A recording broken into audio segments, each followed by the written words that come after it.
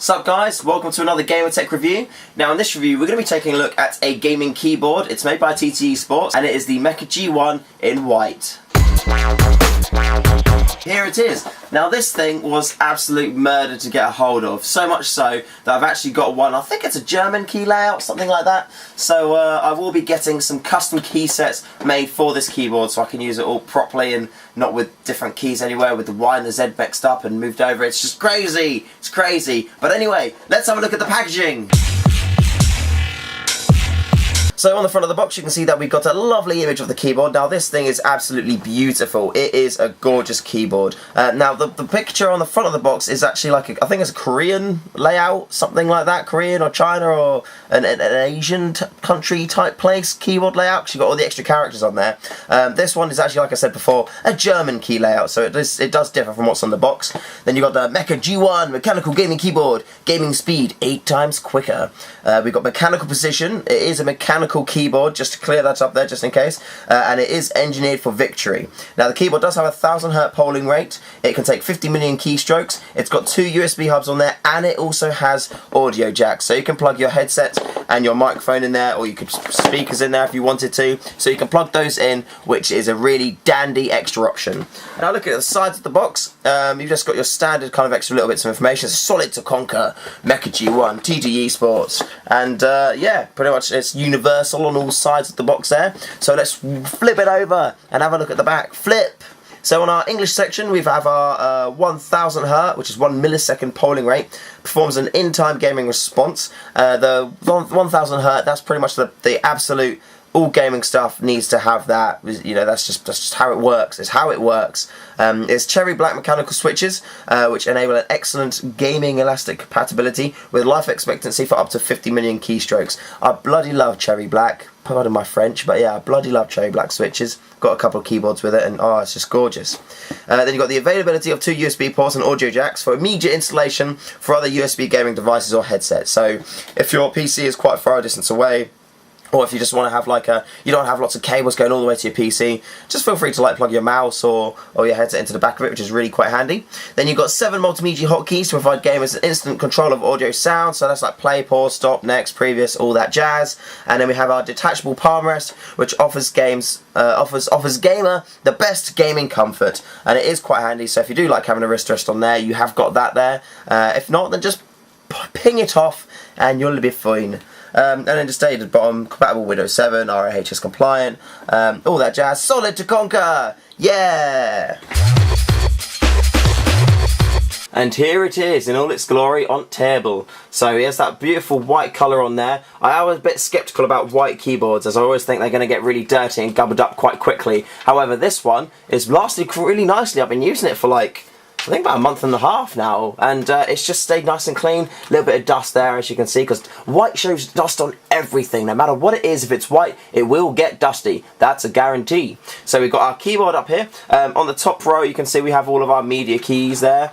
So you've got previous, pause, stop, next, volume up, volume down, and then mute as well, and they're all quite handy, and they're used by the function key on the bottom left corner here. So that's your function key, Windows key over here. In the software you believe you can change that as well to be Windows key function, however I just left that as adjusting all of my media things because it's quite handy.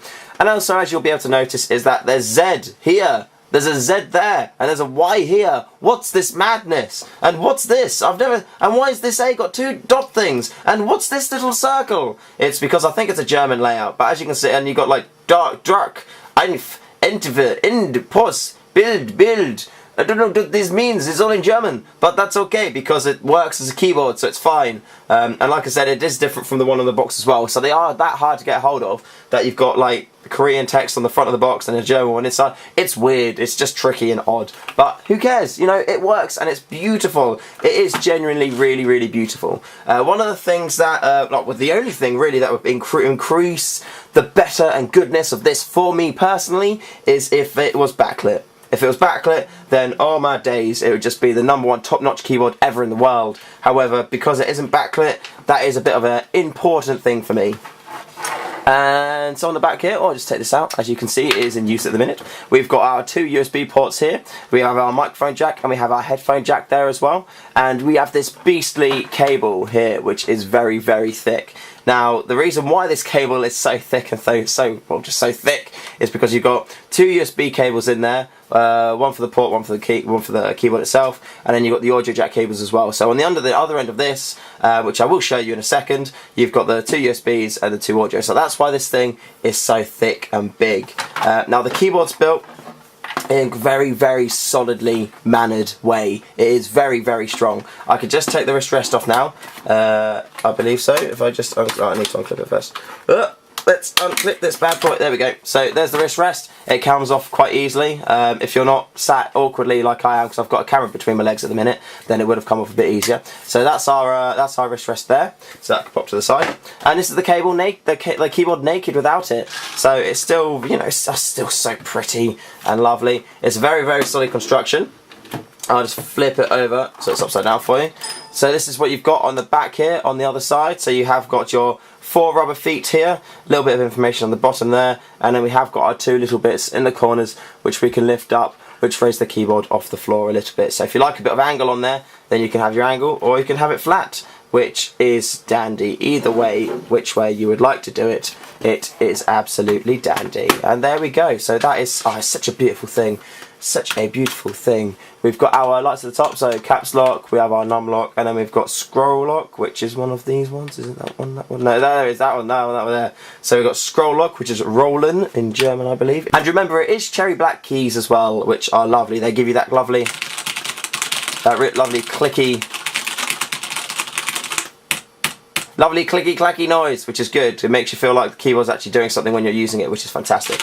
Woo! Good stuff. So this is the other end of the cable for you. So this is our big shielding bit, which the thick cable comes to at the Holt at the end. Then we have our 4 cables that come through, and then we have got our plated USB connections, and also our microphone and headphone jacks. So if you do want to use these, you can pop them into your computer, and then the jacks on the keyboard will work. If not, you can just let them flip around on the floor or somewhere, flip them out quite nicely. But then put these both in for the keyboard and the USB ports to work, and then you're all set to go. Yeah!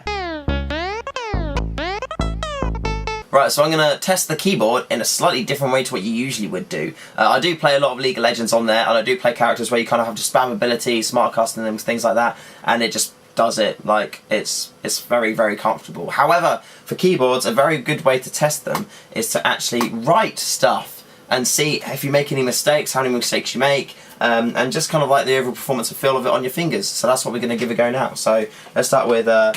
hello there, how are you today? So, yeah, I think I typed that quite well, to be honest. I did press one key wrong, but that was a brain action as opposed to my finger doing it wrong. I didn't like spam a couple of keys at the same time like that there. So it works, it just works. So Thermaltake G1. It just, like, even if you type words that you don't usually write, so like banana, I can't even spell banana today. Banana split. I don't think I've ever written banana split on the keyboard in my life or anything like that. But let's what I can see. Anything I can see around stuff to write. Fabriano. That was, who's written Fabriano, honestly? So like that writes quick. Brilliant design in and out. See, just quick. It's very, very, very quick. And it's not just me, because I know people that can type faster than me and even cleaner than me. But like, you can write whatever you want, and because the way the keys bounce up back into your fingers, you don't get that key fatigue that so many people talk about. And if you're using keyboards for prolonged periods of time, then you can get tired. And like membrane keyboards, I don't like them because they just kind of, they don't bounce straight up into your fingers. They're kind of like, when they come up. They're not like, I'm back at your finger. They're like, which is better. That like it's in there, and I like cherry black. I've got a couple of cherry black keyboards, and they're really nice, and I like it. So yeah, on to the conclusion. I can barely you can get my head in. So here's the box again. Now this keyboard, I do love it. I did fall in love with this keyboard. The cherry blacks were absolutely beautiful. It looks cracking. Like it just looks gorgeous. Like it does get a little bit of dust on it, and it will like kind of get a bit, it'll show dirt on it, but if you look after it as much as you'll want to when you get it in your possession, then you're not going to have that problem at all, because it will just stay beautiful, because you'll be cleaning it every 5 minutes to make sure it stays really, really, really nice. Like I said, it is quite tricky to get your hands on an English label, like keyboard layout. Been looking around for absolutely ages I couldn't find one at all. So we've got the Korean image on the front with the German keyboard in the box. Bit odd, I do know it's a bit odd. However, that's how it's got to be. To play with the big leagues, that's what you got to do with this. You can order custom key sets from different websites, so I'm going to get one of those for this keyboard, and then it'll be badass. But everything works. The Miji keys I really like. They're intuitive and they do work really well. I do like having just like the function option and changing that on there, so that is handy. Also doesn't add any stupid extra buttons anywhere on the keyboard, like things absolutely everywhere to do stuff. The braided cable, the cable coming out of the back, it is really thick, it is really big, but there are 4 cables in there, and there is a lot of shielding on it as well. Like when you saw the cables at the start of the video, when I showed you the things that come out, they are quite thin in there, so it does mean there's a lot of protection for the cables inside that there. So if you do run it alongside power cables, things like that, you're not going to get interference, which is a very big thing, because that will interrupt the polling rate, it'll interrupt the signal going to the PC, but because it's shielded, you're not going to have that issue. So that is very big to keep in mind when you're using keyboards and stuff like that. Again, a bit of a downer for me, it wasn't backlit. They do backlit keyboards. They've got a whole selection of backlit keyboards, so if you're looking for a backlit keyboard in particular, then they have got something to acquire, like, for that taste for you. However, this one, because it isn't backlit, it does make me a little bit sad. But I have seen there's like strips of like plastic stuff you can get, and you can actually feed it behind keys and make it backlit keyboard, like not just this keyboard but keyboards in general. So I'm tempted to have a look at that and see if I can do it, because you can get it so it plugs into a USB port, so you can have this backlit thing, so you can illuminate it and have it powered by the keyboard. So I'm gonna have a look, and if I do that, I'll put a video up and show you. But yeah, it's cracking, cherry black keys, 1000Hz polling rate. You got 2 USBs on the back. You got your headset, you got your microphone jack, beastie cable. You got your wrist rest which comes off. It looks really, really pretty. What more else can I say? But yeah, it's a beautiful thing. Check it out. If you can find one in English, let me know, because I want to know that website. I want to know where you got it from, because it's so hard to find one in English. But yeah, thank you very much for watching. I hope you liked it. I hope it's helped you make an informed decision. Please do like, rate, comment, subscribe, and I'll see you in another one soon. See you later, guys.